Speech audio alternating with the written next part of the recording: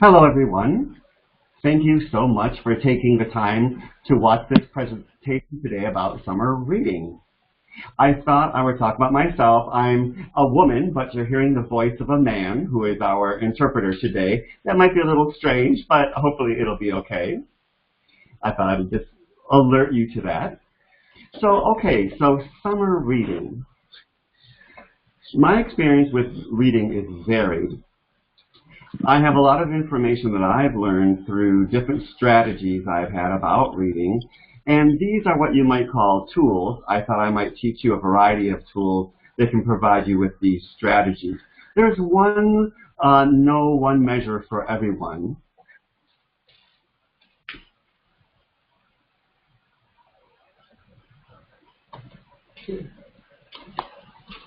Okay, so now I want to talk about these two ideas of skill and will. Sometimes children do have the skill to read, but they lack the motivation or the will to read. Sometimes they don't have the skill to read, but they do have the motivation. And so if you don't have the skill, then motivation is a little more difficult. These aren't two separate things. They're sort of conjoined. They come together. We like to encourage the skills, but also to have the will as well. Now, and so with these two together, skill and will, choice is very important. That really influences both skill and the will to read. So, for example, choice might mean, really looking into what the child wants to read. Your child might want to read you might want to read certain types of things, but your child might not be so interested. It's very important to encourage the child through understanding what they want to read, and then you can increase the amount of reading you'll do. For example, as I have in the slide, magazines or graphic novels or series books, those kinds of things. Now, it's important to follow your child, watching your child and being observant. Not just, there are a plethora of books available, and not you give them a chance to search through them and see what it is that they're looking at. Some children may explore through just parts of books, and you should let them do that. And also, when we read to your child, it's important to read what they will understand. Some children like very interactive types of book reading experiences, and other children like to read sort of in quiet, and they're more passive, or some children prefer to ask a variety of questions. It's really important to follow and be aware of what your child wants. When reading to your child, it doesn't matter what kind of reading you're doing, whether it's from a book or a cereal box. It's important to give them some opportunity to read, and then pause a little bit to give them also a chance to ask questions and then to respond to them. Sometimes your child is thinking, the gears are going on in their head. So sometimes you have to give them a chance to do that and then pause and then move forward. Sometimes people feel like they're reading a story in a book and they have to complete the book. They have to finish the story. But there are times when the child has had their fill, and that's okay too. You can always introduce the book later. It can be another day. It can be before bedtime or in another part of the day. Also, when you're reading, you can read the same book over and over again, and that's important too. Okay, so it's important to look at the text of the book, but also be visual at all times. So that it matters how you're sitting with the child, maybe sitting next to the child or having the child sit on your lap with the book. It's very important that you and the child both can attend to the book, and that you use a finger to point to the text as you're reading. It really depends on your child, whether they're a signing child or a child that relies on speaking. But, you can use both modes. It's really important, though, that you point to the text while you're telling the story.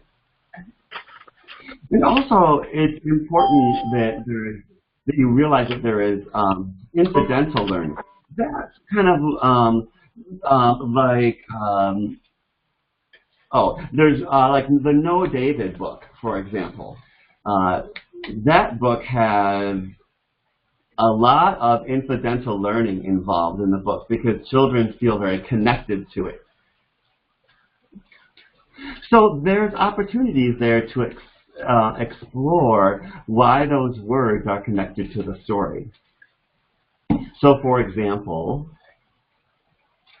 like if we use like real life experiences, like maybe your child broke something recently and this book brings up this concept. You might take a pause and say, remember when you broke something? And your child may respond, oh yes. And you can use that real life, their own story, to bring together with the story in the book. And that way your child will feel connected to the book and they'll feel like they have ownership in the story as well. You could bring up things like house rules, own friends and stuff like that. Now, rereading a book, reading something over and over again is essential. Many parents feel like they have to have thousands of books that they read to their children. Yes, that diversity is important, but it's also equally important for you to reread books. And the reason for this is because maybe you're reading a story one way, but maybe the way that your spouse or your neighbor or a friend or a teacher or a sibling may read the book may be an entirely different way. And it's important for the child to read a story and be exposed to a story in many different ways, just to give them different perspectives. Now, as we see in the slide, when you have a book and you're reading, maybe you're discussing something like just maybe the picture only. You might just go through the pictures at one point and discuss select words that are in the book so that you can build up from words to sentences and then from sentences to paragraphs, so you can build up from there.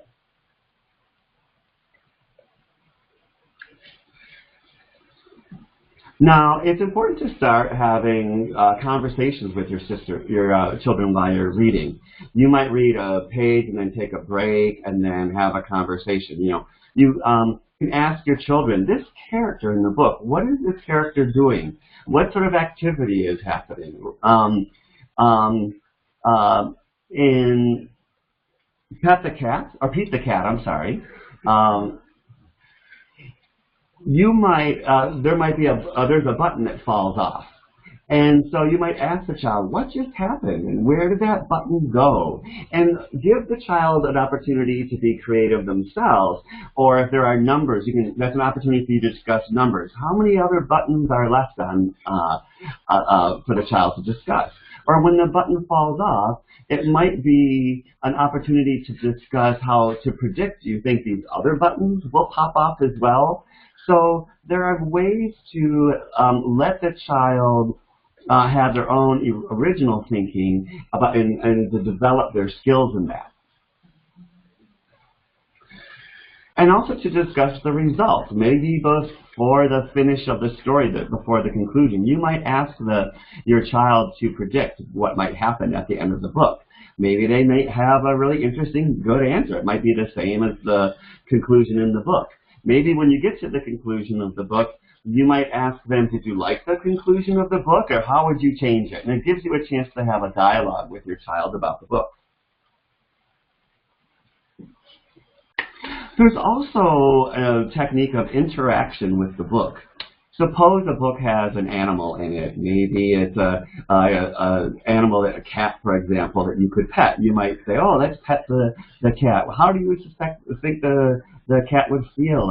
Or when the cat is meowing, what do you think that they're saying? It's an opportunity. Those are the kind of ways that you might consider interacting with the book. When you see the pictures with the pan, kids love this book. They dwell on this one. And so you can imagine banging on the book like you might be banging on the pan. And lots of children love to see that. And then you turn the page and they get very excited about the opportunity to bang on this pan. So interacting with the book is one technique that you can use. But also the book says, don't let the bird drive the bus. Well, and so that's a very cool book as well for interaction opportunities. You can ask questions like, Now imagine like your child is, they may respond. You may ask them a question, and then ask them a question, and they might say no, and then you might ask another question, and they may respond no, and sometimes they really have a good time being the characters in the book and being the characters who are responding. Now, it's important not to limit your reading to book time. There are magazines like Highlights, and many children like dinosaurs, and there are lots of texts related to dinosaurs. We can subscribe to that, or there can be the Star Academy, or different books like that. Magazines, for example, there are texts and sentences that you might think are too elevated or too advanced for your children, but regardless, we want to motivate your children to have the choice about what they're going to read. And once you give them choices, their skills will come along. Now, this is also an example in closed caption for TV.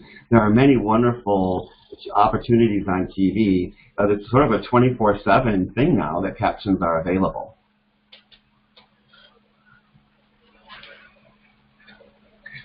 Now, suppose you were to decide to go to the zoo, for example, and you might sit with your child and look on the internet prior to going, and help them type out the Detroit Zoo, for example, DetroitZoo.com or .org, whichever it is in our case, and do that sort of thing together, the pre-planning, and ask them, what would you like to see? What types of things would you like to see? And read together about that. Now that it's summertime, there are a lot of different trips that people are taking, like camping and things like that. If you decide to go camping, get on the internet with your child and look at the campground and make decisions together and about what you might want to see, and write those things down together. And once you arrive, look at the list that you wrote down with your child, and you can say, remember we kind of studied this ahead of time?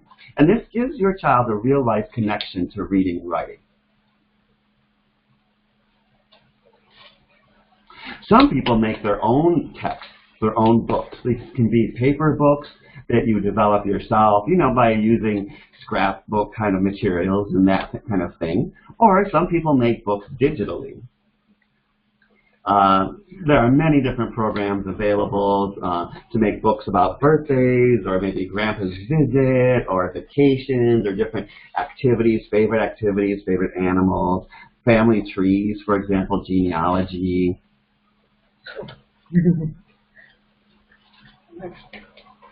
And then that leads to scaffolding. It's very important to interact with your child, to give them time to let them be the leader, and also to do partner reading with them. Maybe your child reads one page, and then you read the next page. Or maybe you sign, or use spoken language. We can do that all the time. Collaborative reading is also a strategy. You might set up a plan with family or siblings and friends. You have to always set up time ahead of time, perhaps before bed or just after waking up, or sometimes it's just spontaneously that you can read with your child. But whatever it is, it's vital that the child sees you reading as well. And also to communicate about that, to say to your child, oh, I'm reading this thing myself, or I'm reading something about a particular topic. Your child then gets to see you being a leader as a reader. Sometimes you might say, can you give me a few minutes if you read for a little while, I'll give you a piece of candy, for example. But research has shown that those types of extrinsic rewards are not very encouraging to your child. Really, we want to encourage your child to have choice in what they read. It's more important to give them choices than it is to give them rewards for reading. So there are many more strategies and activities that you can think of. You can visit your local library. Maybe sometimes many libraries hire interpreters for some of their activities. You can create play dates that are based on reading with other deaf or hard of hearing children.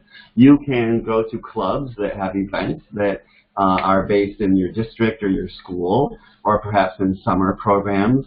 You know, or you know, there's also the external summer school year.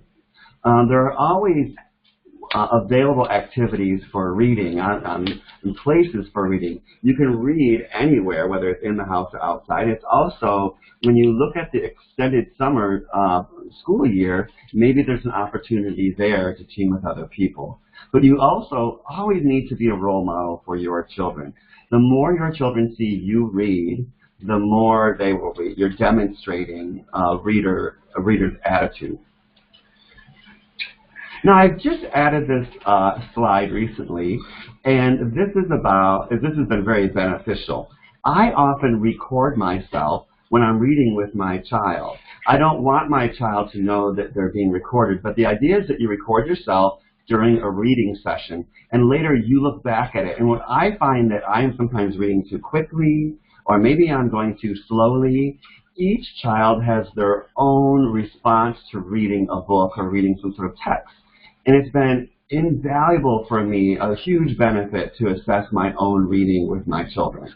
It really makes also a lot of memories on your phones as well. So recording myself has been a real big benefit, and I would encourage you to record yourself as you're conducting a reading session. It might help you plan to be more successful, and also to identify what works and what doesn't work. That has benefited me very much myself. It's helped me in the reading that I've done in my home.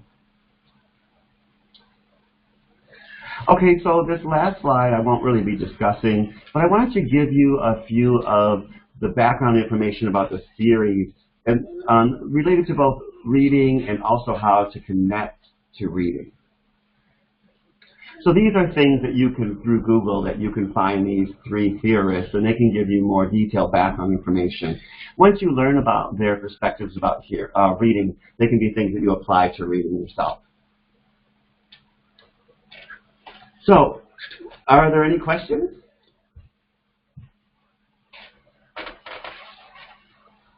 Tabby, can you hook up or unmute everyone, please?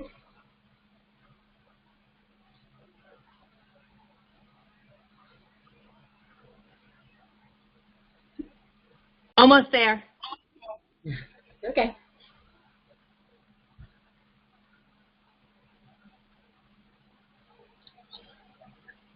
I think we're good.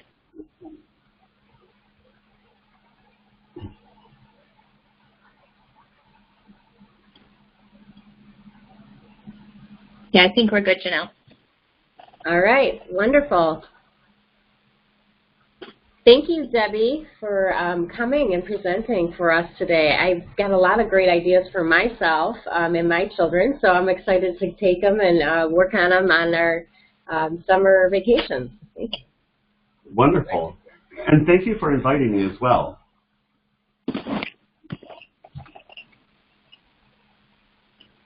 Well, thank you, Debbie. We will go ahead and end the recording right now.